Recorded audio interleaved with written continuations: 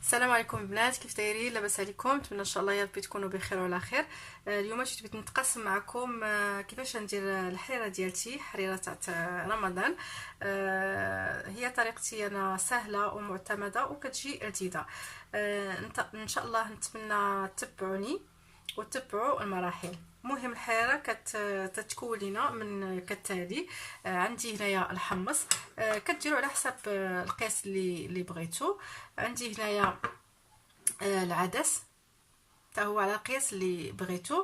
عندي هنايا هادو القطاني اللي كنقول لكم دوكا الاولين. عندي هنايا شويه تاع الروز، ولكن كيعجبني ندير فيها لسان الطير.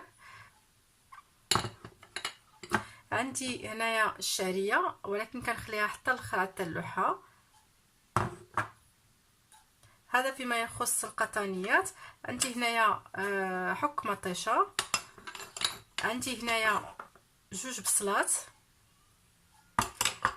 عندي هنايا 3 تاع مطيشات كما كتشوفوا معايا.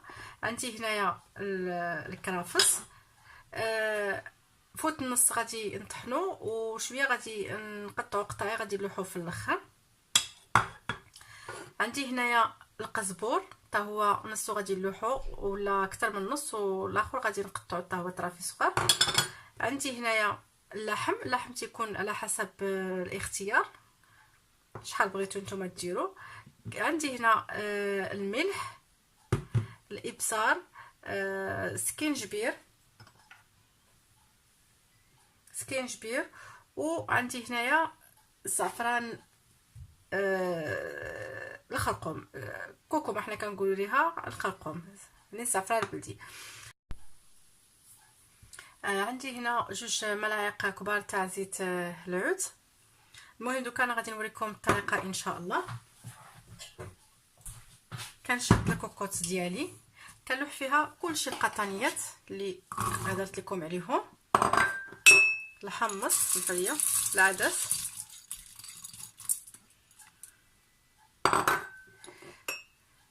لسان الطير مع الرز،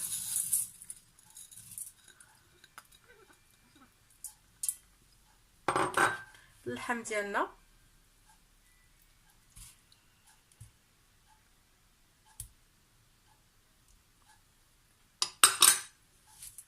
صافي.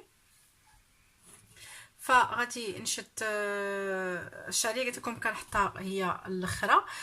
مي دروكا غادي نشد طحانه، غادي نطحن فيها. هادشي اللي غادي نوريكم دروك.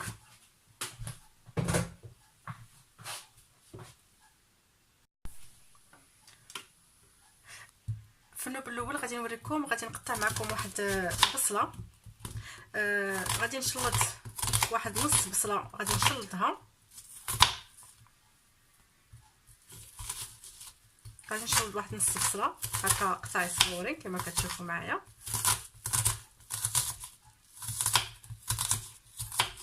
غادي هاد البصله هادي غادي نلوحها في الكوكوط، وداكشي الاخر كله غادي نطحنوه في واحد الميكسر. المهم هانتو معايا. المهم كما قلت لكم انا هذه هي الطريقه ديالتي سهله بسيطه. غادي نشدو الميكسر، غادي نوضعوا فيها هذا البصل كما كتشوفوا معايا، غنطحنوا كلشي. غنوضع عليها الكرافس، القزبر، ودروكا غادي نقطع مطيشه. انا قطعتها غادي نلوحها في الميكسر.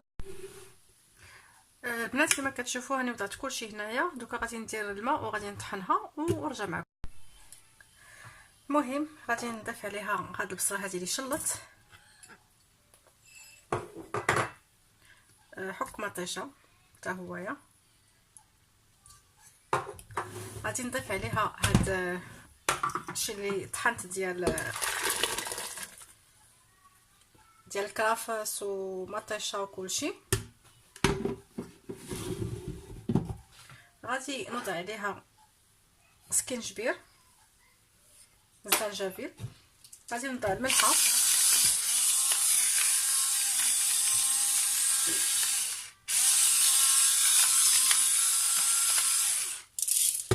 غادي نوضع الابزار،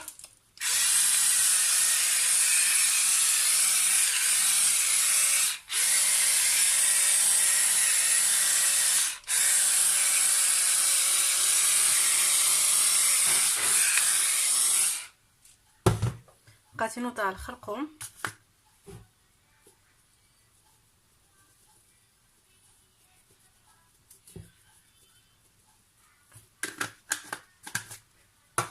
غادي نوضع الزيت العود زيت العود،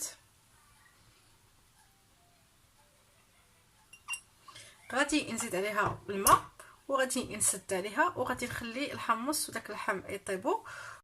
غادي نرجع معكم ديك الساعه نوريكم الخطوات الاخرى اللي كنطبقها. المهم البنات انا وضعت فيها الماء كما كتشوفوا معايا، دوكا غادي نسد عليها وغادي نخليها تطيب واحد جهد 35 دقيقه، وديك الساعه غادي نحل عليها وغادي نضيف عليها ان شاء الله الدقيق والشعريه. ومهم هانتوما معايا راني غادي نوريكم هادشي خطوه بخطوه ان شاء الله.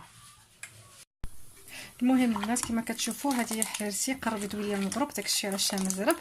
ها هي الحريره ديالي، غادي نلوح عليها القزبور اللي قلت لكم، غادي نلوح عليها الشعريه، هادشي هو اللي بقى لي الاخر، وغادي نحرك وغادي نلوح عليها دوكا الدقيق شوي بشوي اللي فزقته مع الماء. معليش نكثروا الدقيق. انا دوكا خدامه على هاد الخبيزات راني كندرتهم لكم، درتهم اليوم صغيورين، كندرتهم لكم اللي فيهم الكفته معمرين من الوسط. المهم كما كتشوفوا غادي نضيف شويه تاع الدقيق كي قلت لكم، خلطناه مع الماء صافي وغادي نبقى كنحرك صافي. ومهم ملي غادي طيب لي الحريره ديالي راه غادي نوريها لكم كيف جات. هي ما خصهاش تكون معصده، ما خصهاش تكون قاصحه، صافي هادشي اللي كاين. المهم انا كنتقاسم معكم شنو كندير في رمضان. والبطبوط كما قلت لكم ما غاديش نديرو لكم لان عندي في صندوق الوصف، اللي بغى يشوف الحشوه وداكشي ديالو يرجع ان شاء الله لصندوق الوصف ويلقاه، فراه كيجي بنين ورطب رطب رطب رطب، تيجي غزال، كيعجبني نديرو في رمضان. المهم البنات هذه هي الحيره ديالي انايا اللي كنستعمل كما كتشوفوا، وضعت فوق منها شويه تاع القزبور كيعطينا مذاق زوين. نتمنى ان شاء الله تنال الرضا ديالكم والاعجاب ديالكم، كنعرف انا شحال من واحد يعرف يديرها.